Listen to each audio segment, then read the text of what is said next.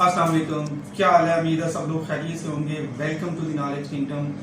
आज हम बात करेंगे एक टर्मिनोलॉजी पे जो कि हर बंदे की जुबान पे है, जनरेटर। ये जनरेटर एक्चुअली होता क्या है, इसकी डेफिनेशन क्या है? एक ऐसी मशीन जिसको हम मैकेनिकल एनर्जी दें और वो उसको कन्वर्ट कर दे इलेक्ट्रिकल एनर्जी में, तो हम उसको बोलेंगे कि ये जनरेटर है। अगर हम इसका रिवर्स कर दें, एक ऐसी मशीन जिसको हम इलेक्ट्रिकल एनर्जी दें और उसको कन्वर्ट कर दें मैकेनिकल एनर्जी में, तो उसको हम कहेंगे ये मोटर। तो एक सिंपल सी डेफिनेशन थी, डिफरेंस था मोटर और जनरेटर में क्या फर्क होता है। अब हम बात करेंगे कि एक पोर्टेबल सी मशीन सारे घरों में या फैक्ट्रीज में हर जगह पे होती है, ये इसमें ऐसा क्या होता है कि ये करंट जनरेट कर देती है, वोल्टेज जनरेट कर देती है। तो एक साइंटिस्ट थे आज से कई साल पहले, उनका नाम था माइकल फैराडे। उन्होंने एक लॉ पेश किया, उस लॉ का नाम था Michael Faraday law of electromagnetic induction. हम सिंपल लैंग्वेज में बात करेंगे, मैं इसको सिंप्लीफाई करूंगा कि ये लॉ एक्चुअली था क्या। माइकल फैराडे ने ये बात की, उसने कहा कि अगर आप किसी मैग्नेटिक फील्ड के अंदर एक कंडक्टर को मूव करें तो उस कंडक्टर के अंदर जो इलेक्ट्रॉन है वो फ्लो करना शुरू कर देंगे।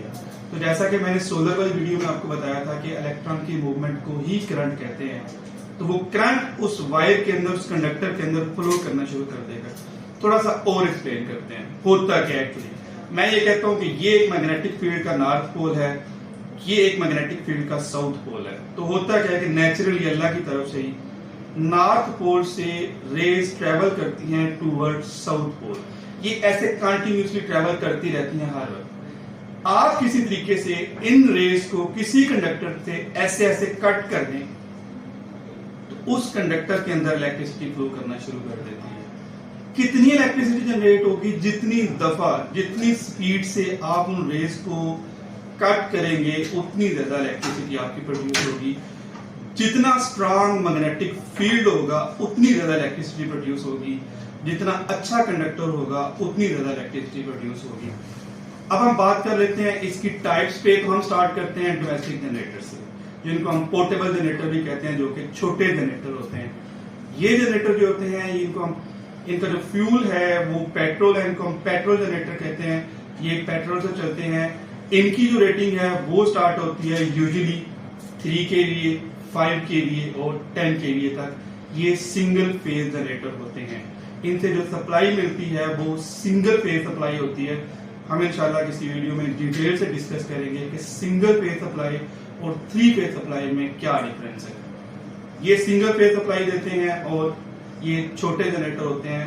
अब एक और सवाल पैदा होता है कि पेट्रोल की प्राइसेस तो आजकल बहुत ज्यादा एस्केलेट कर रही है। हम पेट्रोल की जगह गैस जनरेटर भी ले लेते हैं, लेकिन जिन लोगों ने जनरेटर ऑलरेडी लिया हुआ है उनको मैं ये बताना चाहूंगा कि एक किट मिलती है, वो किट जब इस पेट्रोल जनरेटर के साथ लगती है तो ये कन्वर्ट हो जाता है गैस जनरेटर में। तो अगर किसी ने इसकी इंफॉर्मेशन लेनी है कि ये कैसे इसको कन्वर्ट करते हैं, इसके फ्यूल मैकेनिज्म को कैसे चेंज करते हैं, तो व्हाट्सएप का नंबर दिया गया, वो कांटेक्ट कर सकता है। ये फैसिलिटी भी प्रोवाइड कर सकते हैं। अब हम बात कर लेते हैं बड़ी रेटिंग वाली जनरेटर पे। जो जनरेटर 12 kVA, 15 kVA, 20, 25, 30 ऑनवर्ड, वो यूजुअली डीजल जनरेटर होते हैं। उनका जो फ्यूल है वो डीजल होता है और वो यूजुअली 3 फेज होते हैं। यहां से हमें जो सप्लाई मिलती है वो 3 फेज सप्लाई मिलती है। तो ये एक छोटा सा इंट्रोडक्शन था कि जनरेटर होता क्या है, इसकी बेसिक टाइप्स क्या होती हैं। आगे अगर हम डिटेल में जाएं तो गैस ऑपरेटेड जनरेटर भी होते हैं। पेट्रोल का मैंने आपको बता दिया, डीजल का मैंने आपको बता दिया। फिर जो कुछ जनरेटर है वो बायोगैस की एनर्जी को कन्वर्ट करते हैं इलेक्ट्रिकल एनर्जी में। सो ये मेजर टाइप्स है जनरेटर की। हमारा जो टॉपिक था वो ये था कि सिंपली एक छोटा जनरेटर होता क्या और ये इलेक्ट्रिसिटी कैसे प्रोड्यूस करता है। नेक्स्ट वीडियोस में हम इंशाल्लाह डिटेल में डिस्कस करेंगे कि जनरेटर की टाइप्स कौन सी होती हैं। जो बड़े जनरेटर हैं वो कैसे इलेक्ट्रिसिटी प्रोड्यूस करते हैं, मैकेनिज्म अगेन सेम रहेगा। उनके अंदर क्या चीजें डिफरेंट होती हैं, उनको कैसे ऑपरेट करते हैं, कौन कौन सी प्रोटेक्शन लगी होती हैं, हम इंशाल्लाह जनरेटर्स पे डिटेल में वीडियोस बनाते रहेंगे। अभी के लिए इतना ही। Thank you very much. आप लोगों से रिक्वेस्ट है कि प्लीज चैनल को लाइक करें, सब्सक्राइब करें और दोस्तों से शेयर करें। Thank you very much.